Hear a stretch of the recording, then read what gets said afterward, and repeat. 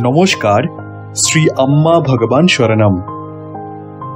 এখন আমরা শ্রী পরম করুণা পরম জ্যোতির চমৎকার শুনব।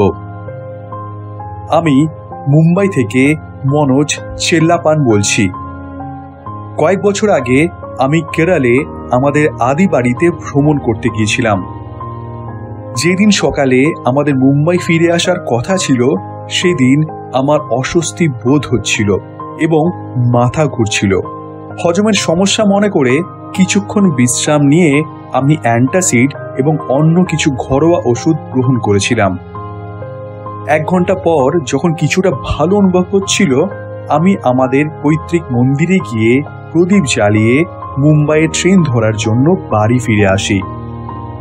পরের দিন সকালের ট্রেনের মধ্যে আমার আবার অস্বস্তি অনুভব হওয়ায় আমি সকাল এবং দুপুরের খাবার গ্রহণ করিনি এবং বিকেল 4টেই কুর্লা টার্মিনাসে পৌঁছানো পর্যন্ত নিরন্তর মূলমন্ত্র জপ করে যাই। কোনোভাবে যাত্রা শেষে আমি ট্রেন থেকে নেমে আসি এবং বদহজমের সমস্যা আন্দাজ করে আমার স্ত্রীকে 1 বোতল সোডা কিনে আনতে বলি। সেই সময় আমার বাবা মা ও আমার মেয়েকে বাড়ি যেতে বলে আমি অন্তর্যামীর নির্দেশ মতো স্ত্রীকে নিয়ে হাসপাতালে যাই। সেখানে চিকিৎসক আমাকে পরীক্ষা করে তৎক্ষণাৎ ভর্তি হতে নির্দেশ দেন। আমি যার পরনায় সংশয়ে ছিলাম। সেখানকার চিকিৎসকরা আমার স্ত্রীকে বলেছিলেন আমাদের আত্মীয়দের যেন দ্রুত হাসপাতালে আসতে বলা হয়। সেই সময় সে অর্থ জোগাড়ের চেষ্টা করছিল।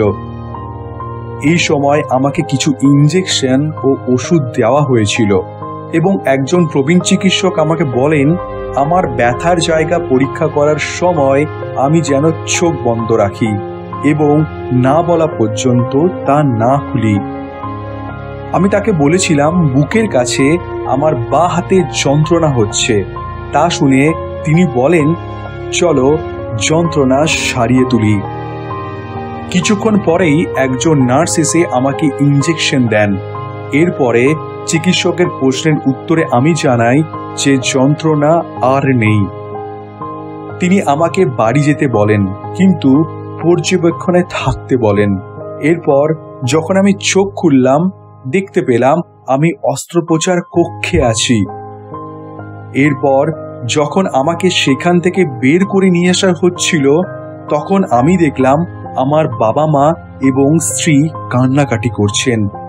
এই সময় আমাকে আরেকটি ইনজেকশন দেওয়া হয় এবং পরদিন সকালে আমি যখন ঘুম থেকে উঠে দেখতে পাই যে আমি আইসিইউতে শুয়ে আছি। সেই সময় চিকিৎসক আমাকে জানান যে আমার হৃদযন্ত্র 100% আটকে গিয়েছিল এবং দীর্ঘ 30 ঘন্টার রেল যাত্রায় আমার 2 বার হার্ট অ্যাটাক হয়েছিল, যা থেকে আমি চমৎকারিকভাবে রক্ষা পেয়েছি। আমি এও জানতে পারি যে ওই হাসপাতালে হৃদরোগ বিভাগ সন্ধ্যে 6টার মধ্যে বন্ধ হয়ে যায় এবং আমি যে সময় হাসপাতালে পৌঁছেছিলাম সেই সময় সেখানে কর্মীদের থাকার কথা নয়। হাসপাতাল থেকে বেরিয়ে যাওয়ার পর সমস্ত চিকিৎসক এবং স্বাস্থ্যকর্মীদের ফিরিয়ে নিয়ে আসা যথেষ্ট কঠিন হলেও পরম করুণাময় শ্রী পরমজ্যোতি ভগবতী ভগবান আমার হাসপাতালে ভর্তি হওয়ার 20 মিনিটের মধ্যেই তা সম্ভব করেছিলেন। শ্রী পরমজ্যোতি ভগবতী ভগবান আমাকে পুনর্জন্ম দিয়েছেন। তারাই আমার সংসারকে চালনা করছেন। প্রতিটি দিন আমাদের চমৎকার এবং সম্পূর্ণ সুরক্ষা প্রদান করছেন। তাদের আশীর্বাদেই আমরা জীবনের প্রতিটি শ্বাস গ্রহণ করতে পারছি। তাদের অসংখ্য ধন্যবাদ নিবেদন করি।